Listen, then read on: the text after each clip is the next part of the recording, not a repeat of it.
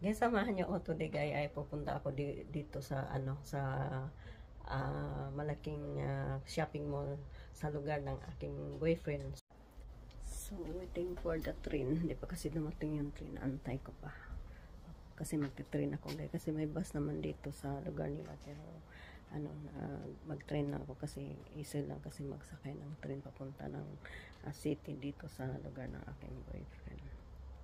Yan, dito po ako sa train station. Ayan, malapit ang dumating yung train. Naantay at may mga tao din dito nag-aantay papunta ng city. Ang init pa rin kasi dito sa sa Norway, summer pa rin. Ayan. Andiyan na yung train guys papunta ng city. Ayan. Madali lang naman mag-train dito. Sa lang mga 5 minutes.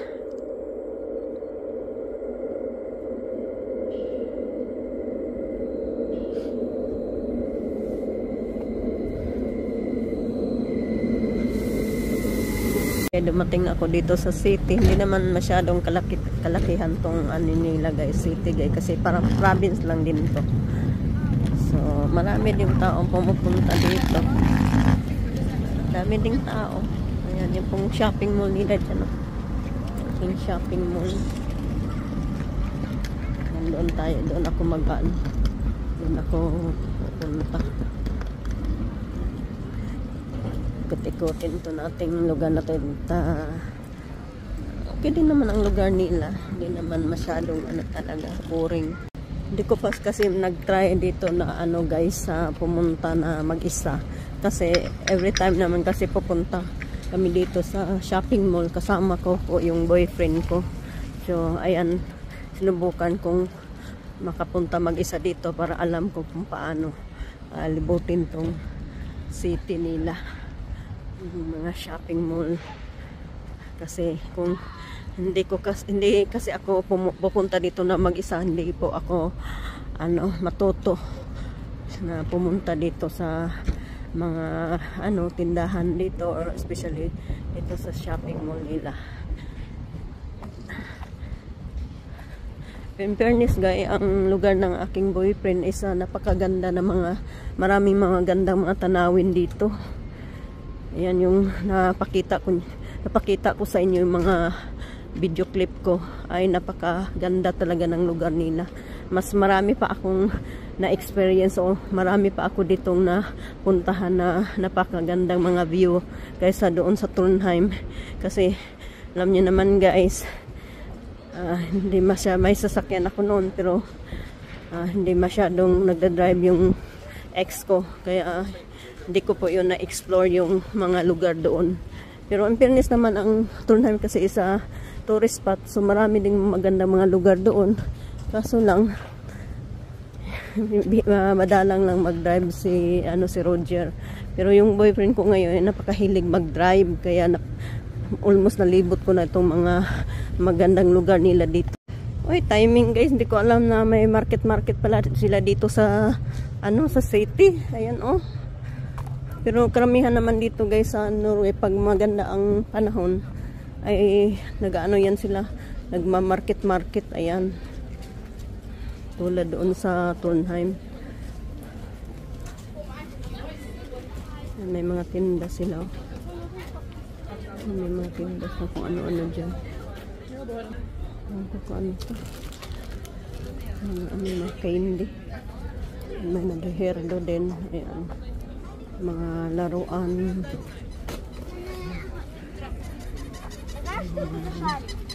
Tuwing summer kasi dito may mga market especially maganda ang panahon. Yan guys, so yung pinakamahal na sausage. Yan yung mga mga pang winter. Yan to, mahal to guys kasi gawa kasi to sa mahal to mga ganito. Yan yung mga pagkain na mga pagkain nila. Ayan, mga tinda na mga pagkain. Mga skisok.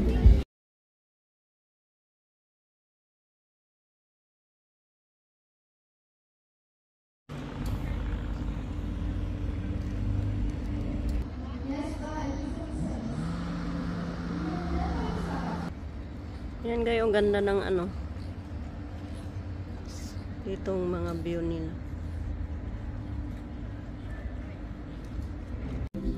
Ang ganda naman dito sa ano, sa lugar ng aking boyfriend. Ngayon lang ako nakagala. Tingnan nyo yung mga ano dyan, yung mga wild duck. Ayan. Naglalangoy-langoy sa tubig. At yan, marami pa doon. Oh. Ang cute nila tingnan. Ang ganda. Kasi dito kasi sa ano, Norway guys, may mga wild animals. So like duck. Hindi po yan inaano. Hindi po yan inaano nila. Ayan o, marami dyan o. Hindi yan pwedeng ano yun, kasi bawal. Ayan. Daming mga duck dyan sa gilid ng sapa. Ayan. Naglalangoy-langoy. Ang cute. Ayan o, may ano pa formang ano, heart yung ano, bulaklak. Guys, so nalibot-libot nga itong lugar nila dito. Napawisan ako guys. Pero okay lang kasi maganda naman ang panahon. Hindi masyadong mainit at hindi rin masyadong malamig. Ayan. Yan ang ganda. Namoy ko yung simoy ng ano, dagat.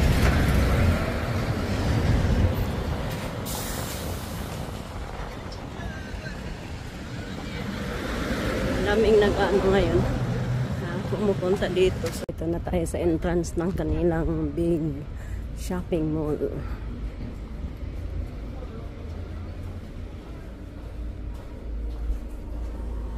Kasi kung kami ni yung boyfriend ko dyan, kasi kami dumadaan sa ano, sa ano ba yan,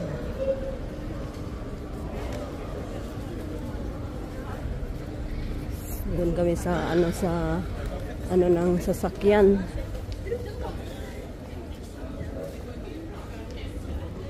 Doon sa basement kasi may parking place doon.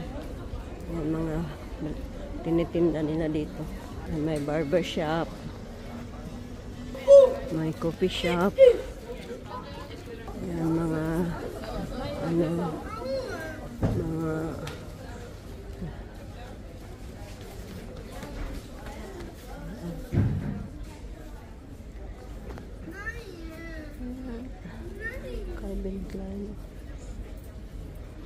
may mga ano din sila, may nagtinda din sila ng mga kitchenware, mga ano, mga Ray-Ban. Yung malaking grocery store nila dito sa loob ng shopping mall. Ayan guys, tapos na yung pagwi-window shopping ko guys, at napapagod ako sa aking kawi-window shopping. Hindi naman ako bumili kasi wala naman akong nagustuhan. May McDonald's dito guys, oh. Ako kain ng McDonald's, wait na lang ako. Magtitrain na naman si Ate Chang nyo. Ayan o, may mga ano sila din, carousel. Dito ako daan, papuntang sakay ako ng ano, ng train.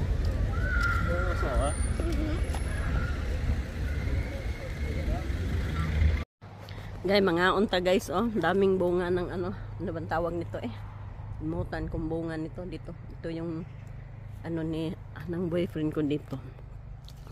Kaya nagutom ako guys, galing sa ano ito, ano bang tawag nito, limutan ko. Kasi mga ano dito guys, oh.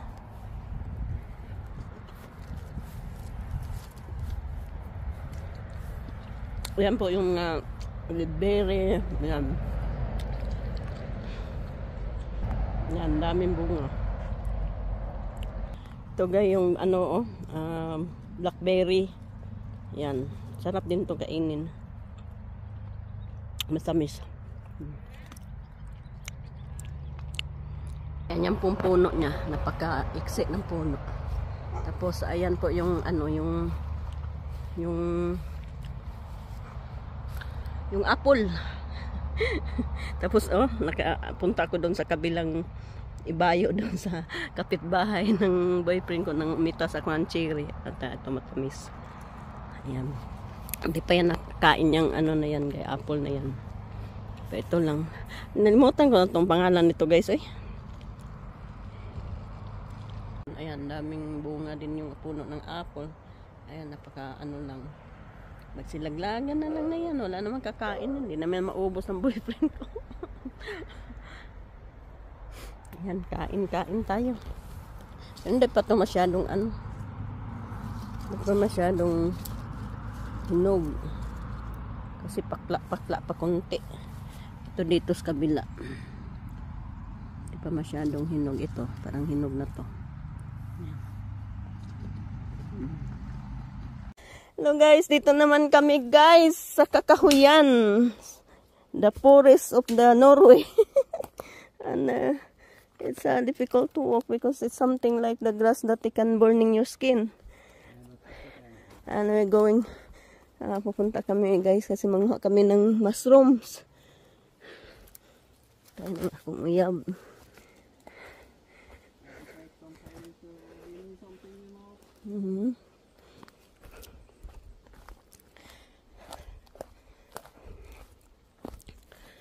Ang dami ditong mushrooms. Hindi natawag nilang kantaril kasi ano yan. Dali lang. Oh, sige. Porsikte. Again.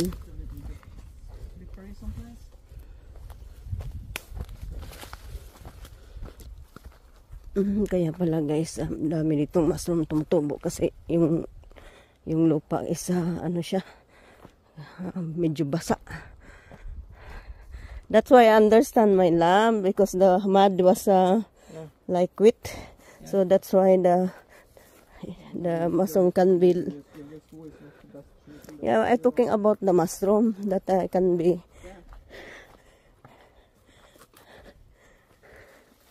Oh, okay. Oh, thank you, my love. Oh, there, my love. Oh, there. That you don't want to eat. Ah, okay. Ito yung pako na tinatawag dito sa Norway na may nangunguha na Pilipina na makakain yan. And going to the hill na naman. Aga! Piste.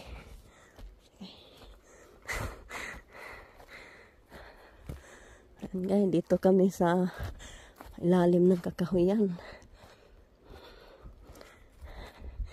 At naghahanap kami ng mushroom. My boyfriend is good to, what is that? Magaling siya manguha ng mushroom na ganyan.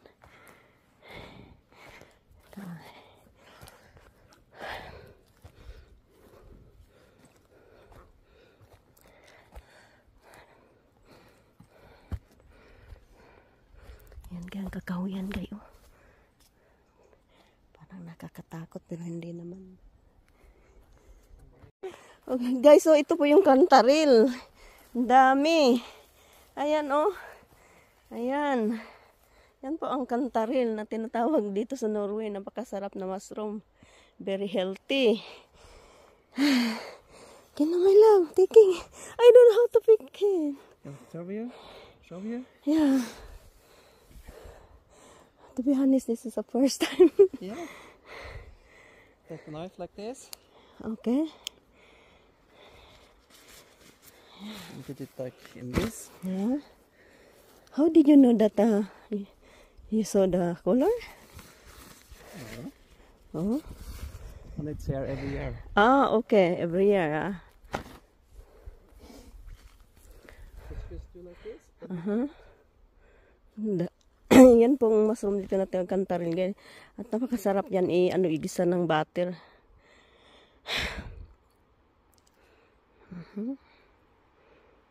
Sarap yan. Tapos lalo na pag may beef yan ihalo siya sa beefs. Yun, yung beef meat. Sarap talaga yan guys. Yan. Yan. Hindi kasi ako marunong yan guys eh. I never tried that before. Only I heard that other Filipino or Filipina that picking the mushroom in the forest, but only that I just picking the blueberry, but never, because I don't know what the kind of kantaril, because some other mushroom you cannot eat. Yeah, as long as it's not in the frost. Yeah, that's very big.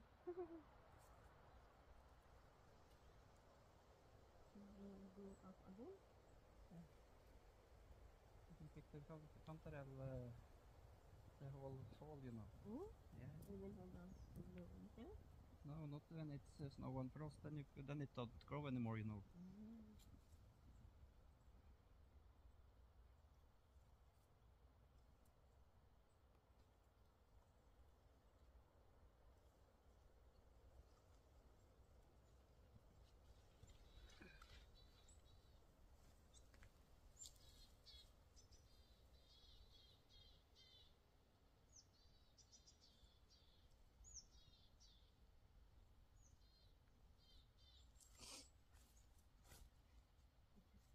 First time I have experience eating cantarell. Yeah. And this is some people is looking and looking and looking, and I find 1, 2, 3, 4 pieces, you know. Oh? And they're walking out a lot, and but they are dreaming about spots like this, but I never find it. Oh, really, And Mama? I can just go there and I know where it is. Oh. And every year it's like this. Oh. So I just go here one day, Yeah. pick, and then I have have the that I need for 1 year. Oh? Yeah, I don't need anymore Oh. because I don't use so much. So this is the only area that you know that a lot. Yeah, but I know also other areas. But if I go here, it's enough. Don't need to pick just to pick and have the freezer full in many years. Somebody does that, you know, picking and picking and picking, never finish. There is a full of freezer. Don't have any space. Yeah. Don't need to have more that than you use, you know. I'm picking this, so I give Geraldine. Yeah. That's possible. I have a lot, you know, so that she can get this. All of it. That's okay.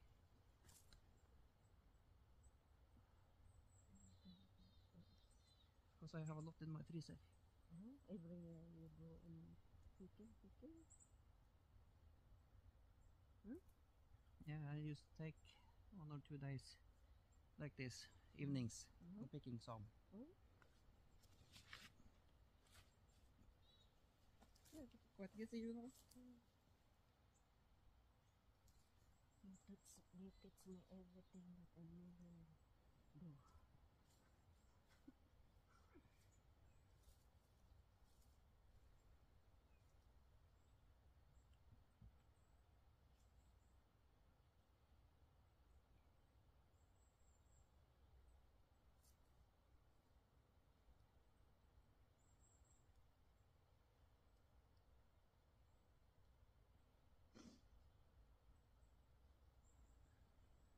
Dami.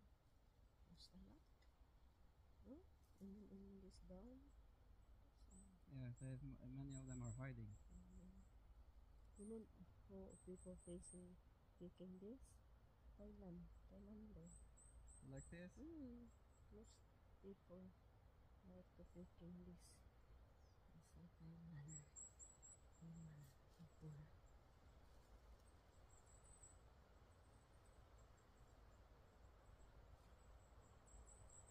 That's why I don't have any interest about this because I never face this. After na mag-ano ng mushrooms, dito kami sa sa top ng bundok.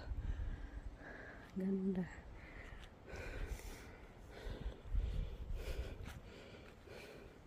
You been here, my love? You always been here? Yeah, used to go here. Oh? Before Shikti. Oh! Yeah, it's right now. Yeah, it's just smooth.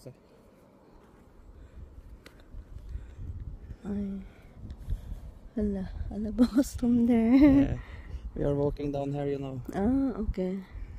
You there? Yeah, we were going up on that side and go there because we're going in that field. Oh. There's my farm, you know. I saw this stone in the market in Trondheim, the ceiling like this kind of stone. So yan guys, nakuha namin guys. Hindi na ako nakapag-video doon. Pagkatapos namin nanguha kasi na out of battery na ako.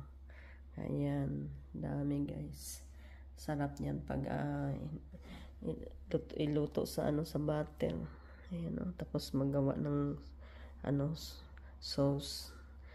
Napaka-popular ng ano nito dito sa Norway, yung ano nila, mushroom na to. Kantarin ang tawag niyan. Ewan ko lang kung ano yan tawag dito sa English.